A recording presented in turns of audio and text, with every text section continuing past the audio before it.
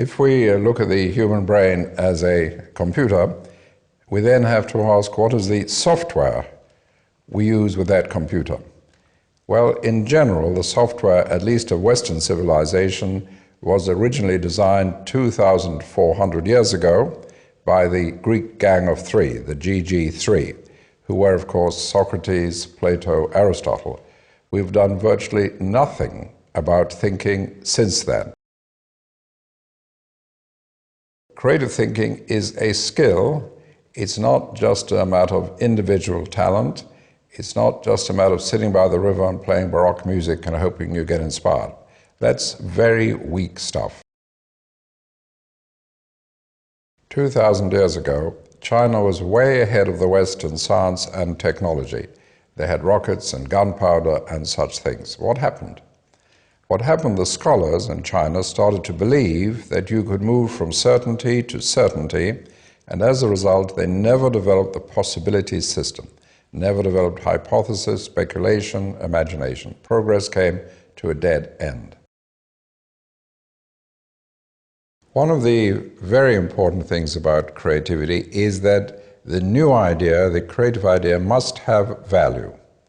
Far too many people who believe they are creative think that just being different for the sake of being different is creative. It is not, and that is what gets creativity a bad name.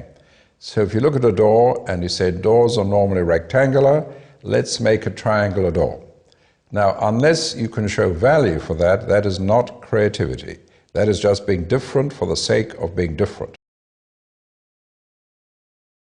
Now, one of the reasons people are reluctant to be creative in general is that if you try out an idea and it doesn't work, that is regarded as a mistake. Now, a big deficiency in language, certainly in the English language, is we don't have a word which says fully justified venture, which for reasons beyond your control did not succeed. So anything which did not succeed is called a mistake, and people don't like mistakes because that stands in the way of their promotion and their career. Provocation is one of the methods of lateral thinking, one of the tools of lateral thinking. It is completely contrary to the opposite of our normal logical thinking. In our normal logical thinking, you can only say things which make sense, which fit our experience and fit in with what we've said before. With a provocation, there may not be a reason for saying something until after you have said it.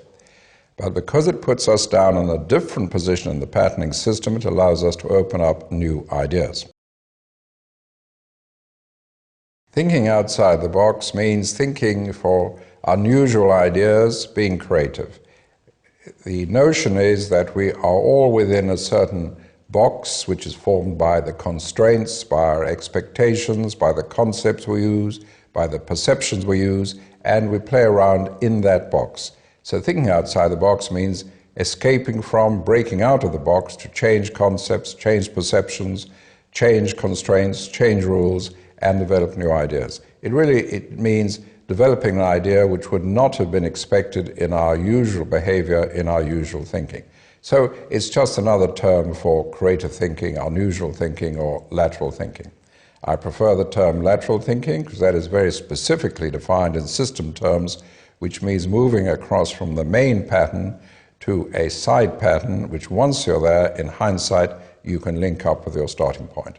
But thinking outside the box is a general term meaning unusual ideas, ideas which would not have arisen within the box of your usual thinking.